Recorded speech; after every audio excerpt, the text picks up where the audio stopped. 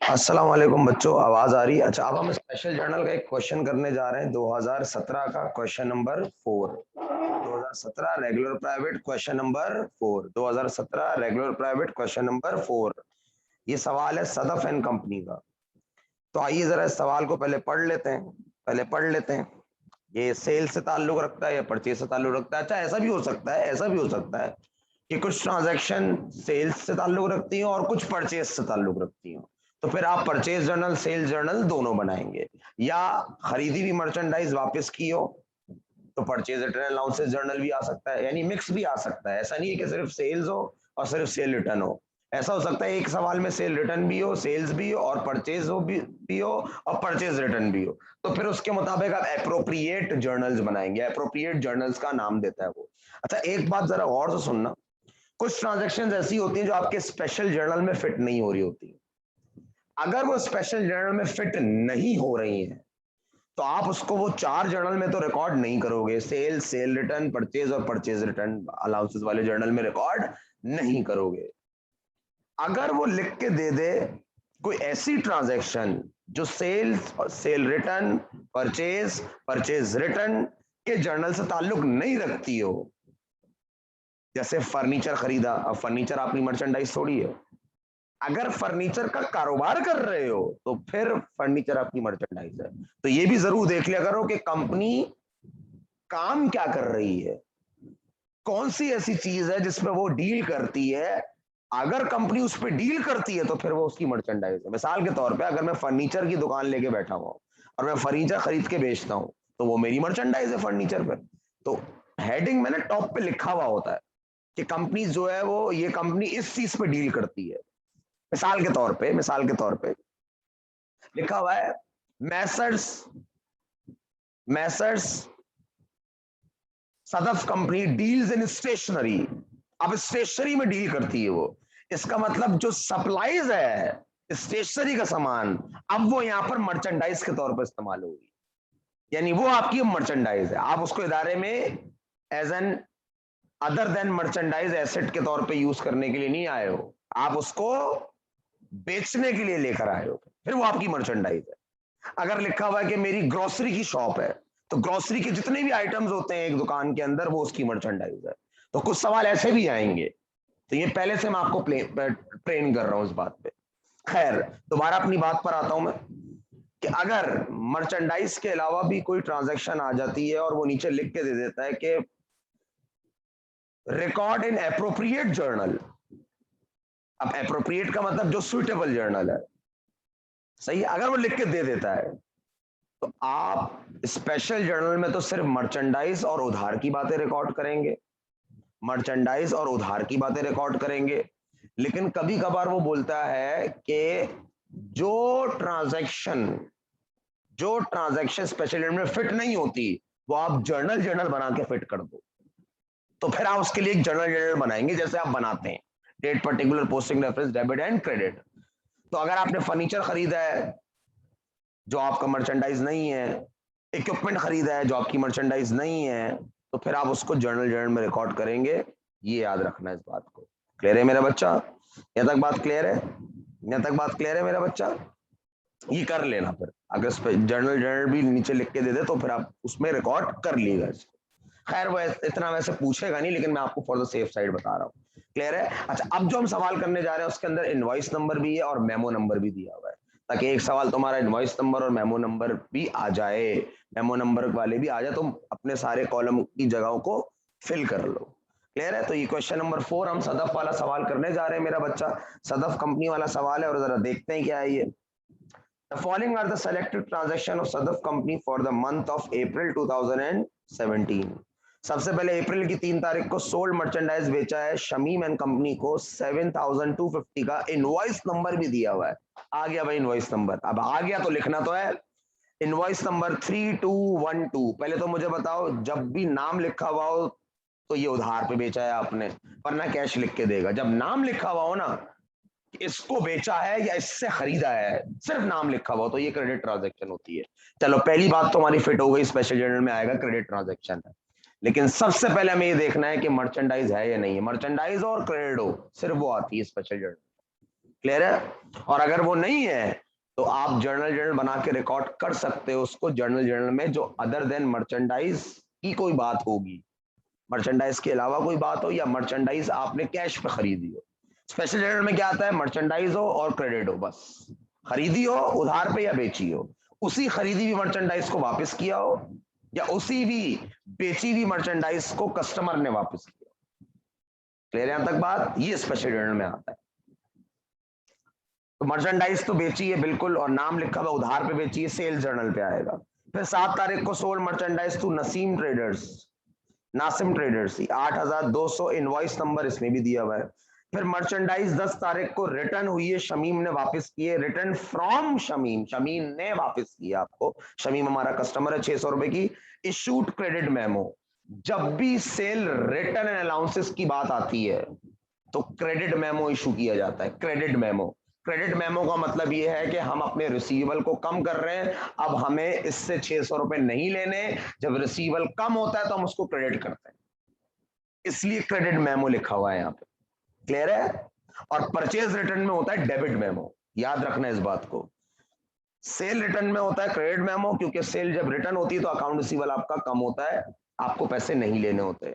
और debit memo purchase return में इस्तेमाल किया जाता है, क्योंकि जब डेबिट मेमो आप इशू करते हो, जब डेबिट मेमो का मतलब होता है कि जिसने सामान उधार पे खरीदा है वो अपनी लायबिलिटी कम कर रहा है, और लायबिलिटी जब कम होती है तो डेबिट करते हैं उसको, और जिसने सामान बेचा है वो बोल रहा है मैं आपसे इतने पैसे नहीं लूंगा, मेरे ऊपर एसेट कम हो रहा है अकाउंट रिसीवेबल वाला, और खरीदने वाला बोलता है मैं आपको इतने पैसे नहीं दूंगा, मेरी लायबिलिटी कम हो रही है। लायबिलिटी जब कम होती है तो डेबिट नोट या डेबिट मेमो, और जब अकाउंट रिसीवेबल कम होता है तो क्रेडिट नोट। याद रखना इस बात को। क्रेडिट नोट का मतलब आपका रिसीवेबल कम हो रहा है, आप उससे इतने पैसे नहीं लोगे, उससे सामान वापस कर दिए। डेबिट नोट का मतलब ये है कि जो खरीदने वाला शख्स है उसकी लायबिलिटी कम हो रही है, वो अपनी लायबिलिटी कम करके डेबिट कर रहा है। तो जिसकी लायबिलिटी कम हो रही है वो परचेजर है, वो डेबिट नोट है, और जिसका रिसीवेबल वाला एसेट कम हो रहा है वो क्रेडिट नोट है, क्योंकि रिसीवेबल जब कम होता है तो क्रेडिट नोट होता है। क्लियर है यहां तक बात? ये मैंने आपको बोला था मैं आपको बता दूंगा ये बात, और मैं आज बता रहा हूं। खैर, तो यहाँ पे मेमो नंबर भी दिया हुआ है 124, मेमो नंबर हम लिख देंगे, रिटर्न्स के जर्नल में मेमो नंबर लिखते हैं। इशूड इनवॉइस टू, जब भी तुम इनवॉइस इशू करोगे, कान बड़े करके सुनना ये बात, जब भी तुम इनवॉइस इशू करोगे, इनवॉइस तुम इशू करोगे, याद रखना आपने मर्चेंडाइज बेची है, बेची है, सेल की है। क्लियर है मेरा बच्चा? जब भी तुम मर्चेंडाइज बेचोगे तो इनवॉइस इशूड हमेशा बेचने की निशानी होती है। मर्चेंडाइज इनवॉइस इशू की है आपने, आपने बोला ये लो सामान ले लो भाई, सामान दे दिया, साथ में आपने इनवॉइस भी फाड़ के दे दी, जो बेचने वाला है वो इनवॉइस फाड़ के देगा ना। क्लियर है मेरा बच्चा? सोल्ड मर्चेंडाइज, अच्छा ये कितना है? टू, इनवॉइस नंबर है 3214, 13 ट्रांजेक्शन पढ़ रहा हूं। निगार जहरा फॉर मर्चेंडाइज सोल्ड, अच्छा भाई ओके, 8750, ओके। फिर सोल्ड मर्चेंडाइज की है रजा ब्रोस को 15150, इनवॉइस इशू की है। फिर 16 तारीख को मर्चेंडाइज रिटर्न की है निगार ने, और क्रेडिट मेमो, देखो जब भी आपको सेल रिटर्न होता है क्रेडिट मेमो होता है, और जब परचेज रिटर्न होता है तो डेबिट मेमो होता है। खैर 20 तारीख को क्रेडिट सेल्स, वाह भाई बता दिया आपने, शुक्र है, thank you.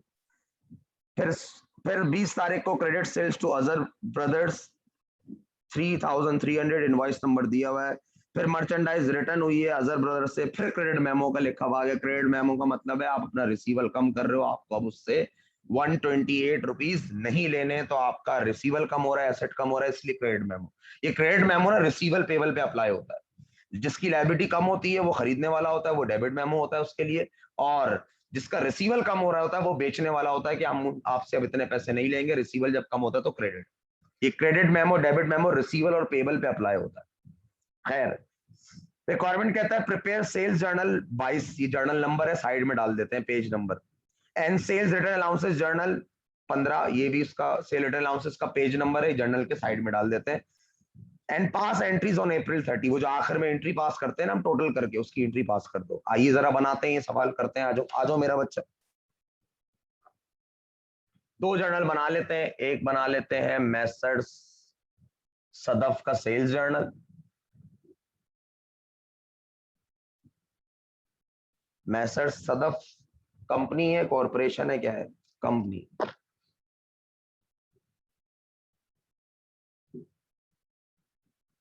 Sales journal for the month of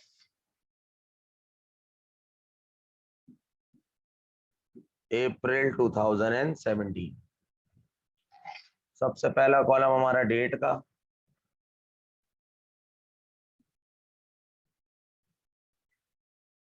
फिर हम बनाएंगे इनवॉइस नंबर, फिर हम बनाएंगे नेम ऑफ कस्टमर। जब भी आप सेल्स जर्नल बनाते हैं नेम ऑफ कस्टमर आता है, और जब भी आप परचेज जर्नल बनाते हैं तो नेम ऑफ सप्लायर आता है, क्योंकि कस्टमर को सामान बेचते हो और सप्लायर से सामान खरीदते हो।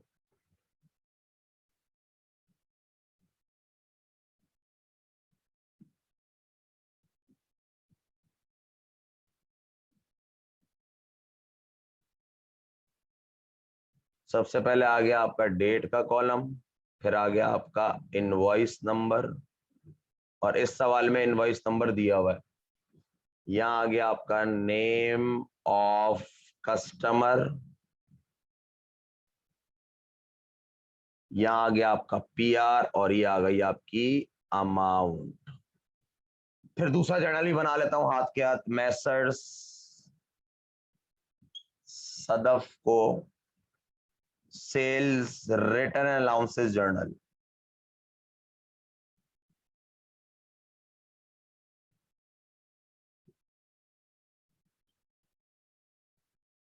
For the month of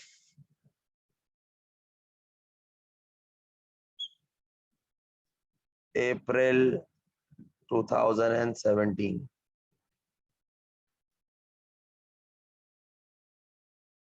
return के जर्नल में हमेशा आता है मेमो नंबर, और यहाँ मेमो नंबर भी दिया हुआ है।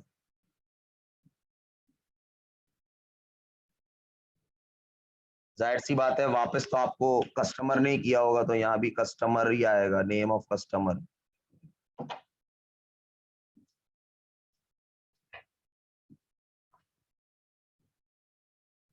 किस तारीख को वापस किया है, वापस करते में जो मेमो नंबर आता है, अगर सवाल में वो है तो वो लिखेंगे हम, और है सवाल में किस कस्टमर ने वापस किया है, name of customer.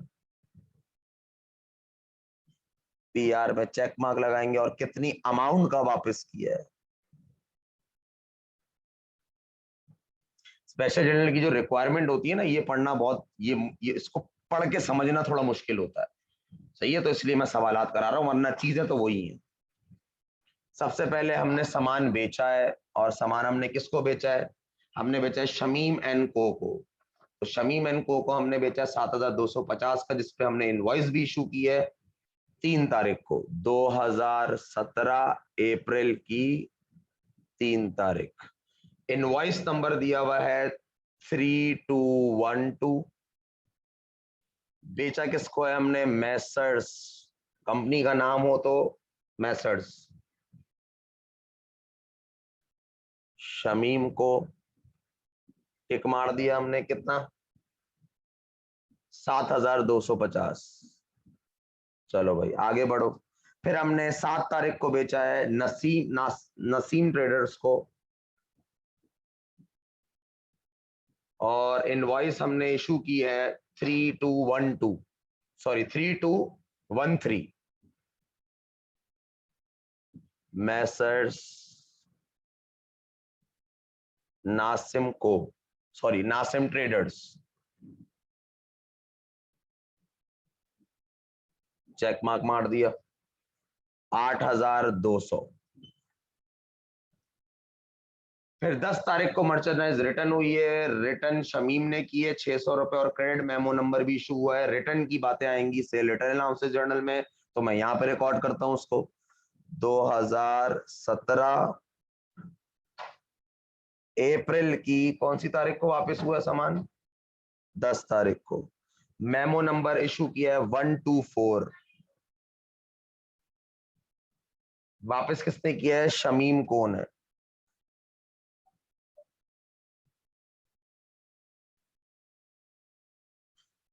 Check mark लगा दिया ₹600। चेक मार्क का मतलब होता है हमने इसको अपने स्पेशल जर्नल में रजिस्टर्ड कर दी है, रिकॉर्ड कर दी है।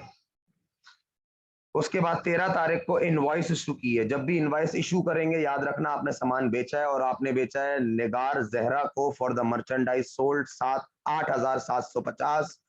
इनवॉइस नंबर है 3214। 3214। जब भी आप मर्चेंडाइज बेचते हैं तो आप सेल्स जर्नल में रिकॉर्ड करते हैं उसको, और उसके इनवॉइस नंबर है हमारा 3214। तारीख है 13। नाम है किसको बेचा है? निगार जहरा को।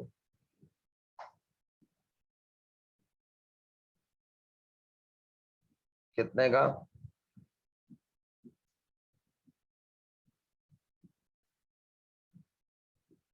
टिक मार्क मार दो। 8750।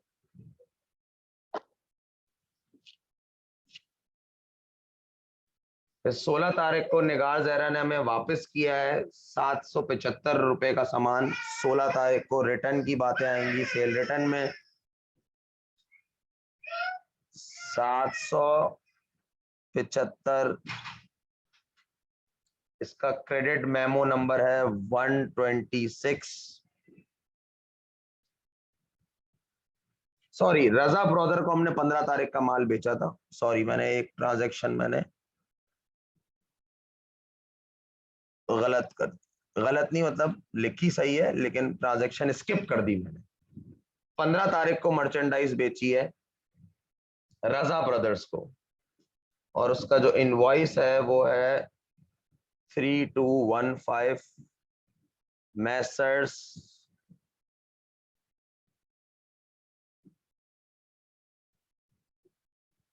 मैसर्स रजा ब्रदर्स।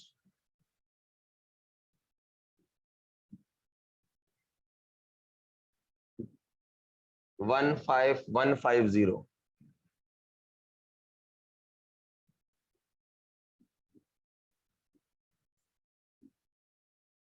उसके बाद हमने मर्चेंडाइज हमें वापस हुई है और 16 तारीख को वापस हुई है। तो 16 तारीख की मैं दोबारा लिख देता हूं, मैंने मिटा दी थी क्योंकि वो हमारा 15 तारीख की ट्रांजैक्शन स्किप हो गई थी। 16 तारीख को हमने हमें वापस हुई है 126 इनवॉइस नंबर है।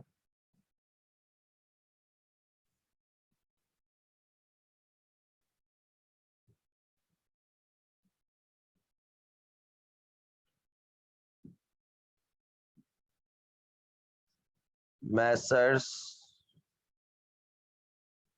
निगार Nigar Zahra Nigar Zahra, I don't know how to pronounce.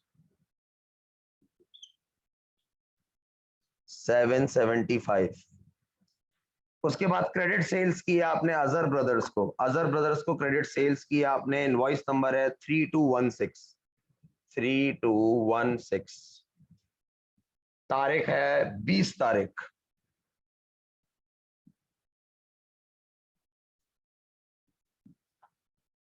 कितने का बेचा है सामान उसको?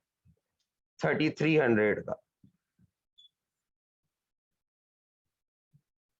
मैसर्स अजहर ब्रो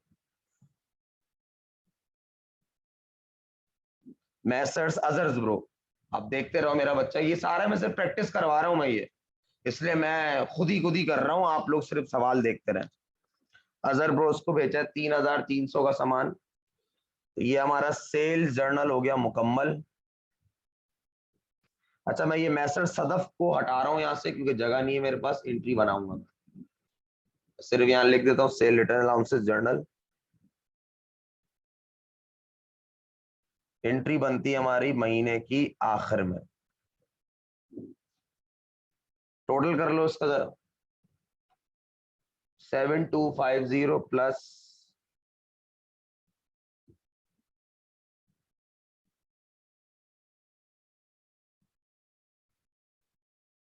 8750 प्लस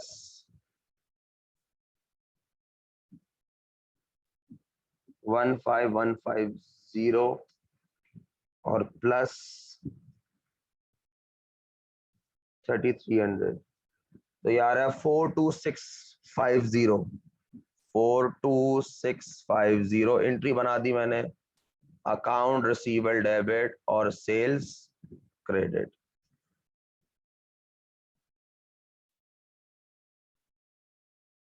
अब आ जाओ सेल रिटर्न पे। एक सेल रिटर्न हमारा रह गया है 25 तारीख वाला, जिसका मेमो नंबर है 128, और ये सामान वापस किया है हमें अजहर ब्रोज ने।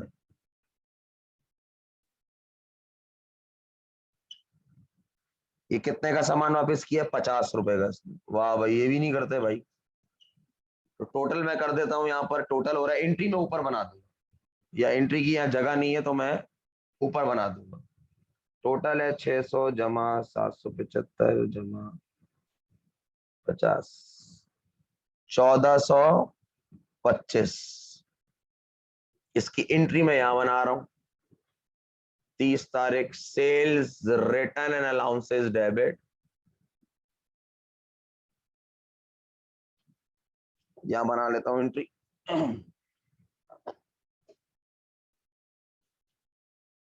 इसकी एंट्री में इधर ऊपर बना रहा हूं, एंट्री ऊपर बना रहा हूं, sales return and allowances debit,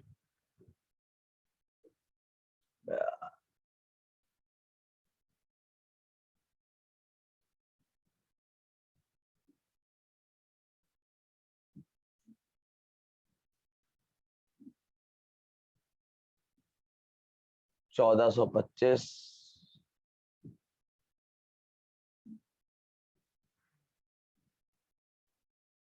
और अकाउंट्स रिसीवेबल क्रेडिट 1425। ये आपके दोनों जर्नल खत्म हो गए। सर ये जो पेज नंबर दिया हुआ था ये नहीं लिखा आपने अभी तक, ये 22 और 15 सेल्स जर्नल का पेज नंबर ऐसे लिख देंगे, पेज नंबर 22, और यहां लिख देंगे पेज नंबर 15। ये पेज नंबर साइड में लिख दिया करो, बस ये होता है और कुछ भी नहीं होता। पेज नंबर 15 और पेज नंबर 22 ये सवाल में अगर दिया हुआ हो तो लिख देना, वरना छोड़ देना। क्लियर है मेरा बच्चा?